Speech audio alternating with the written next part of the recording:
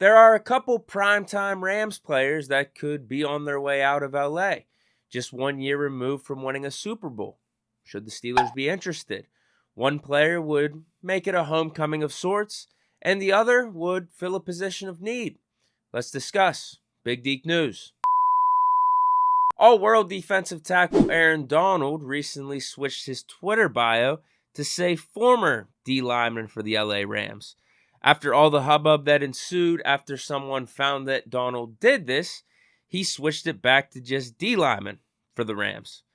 Did he accidentally hint at something that's to come for the future? Is he thinking about retiring? Could he possibly be traded? I don't know if anything can be ruled off the table with the Rams since they got to get their cap situated. As of right now, they're listed as already being negative $13 million against the cap going into the offseason. And even star corner Jalen Ramsey admitted this may have been his last season in LA. He said it is what it is. It was what it was. If that's the end, I went out with a bang. Still that. So what say you, Steeler Nation? Are you intrigued? Would you go after AD or Jalen Ramsey? I'll start with AD. Let's be real. I mean, it'd be cool. It'd be sick. Imagine Cam Hayward, AD, TJ Watt on that defensive line. It'd be absolutely insane. Problem is, we wouldn't be able to surround the team probably as good as we'd like. We wouldn't be able to bring back some of our key pieces. Like Ogunjobi, he's not coming back. Now, Aaron Donald would be Ogunjobi's replacement, obviously, but Cam Sutton, probably not. Who else? Highsmith, would we be able to give him the extension that he deserves? What does it mean for Terrell Edmonds or DeMonte Casey?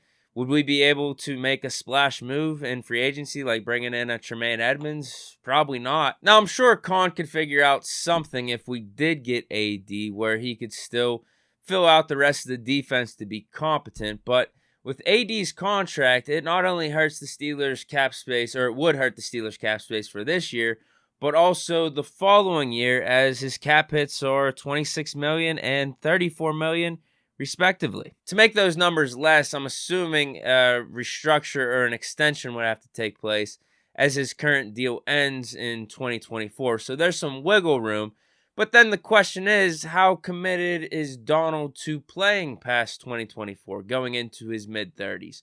Because just last year, he was contemplating retirement after the Super Bowl. It sucks, but I gotta say no to this one, solely off of those massive cap hits that'll be happening in 2023 and 2024. And the fact that Donald will be turning 32 and 33 in both those seasons. And trust me, I'm not saying he's not going to have it anymore. I'm sure he'll still be playing at an elite level, just not prime AD level, probably enough to still make all pros and make impact. I just feel like that's a lot of money being shelled out to a player that's only going to be getting older. Now, Jalen Ramsey, on the other hand, according to Football and Other F Words, wouldn't have as big of a cap hit in 2023 or in any of the other following seasons on his deal. They say if a team were to trade for Jalen Ramsey, here's the cap hits they take on. 2023, $17 million. 2024, $18.5 million. 2025, $19.5 million. Now, I don't know where they're getting this info from because if you go on SpotRack, his cap hit numbers are a little bit higher. But maybe it's one of those things with certain trade stipulations. It does somehow make it the numbers that these guys are talking about. So for the sake of the video, let's go with Football and Other F Words information. Again, $17 million in 2023, $18.5 million in 2024. $19.5 million in 2025. The skinny on Jalen Ramsey right now, 28 years old. This last season was probably his worst year of his professional career. Missed the Pro Bowl, no All-Pro nominations. Anyone that saw some of his games witnessed some tough moments, but there's no doubt in my mind that he's still an elite cornerback in this league. And the Steelers have been looking for a bona fide cornerback one, and Jalen Ramsey fits that mold. My knee-jerk reaction to a potential Jalen Ramsey trade for the Steelers is no. In my opinion, if you're Pittsburgh, I think you just try to bring back the guys in-house. That's your priority. Highsmith, Ogunjobi, Sutton, Edmonds, or Casey, and then see what you can do additionally if you have some leftover cap space in free agency. If not, then you just build around that core through the draft. But my question is this, and I'll pose this question to you guys as well.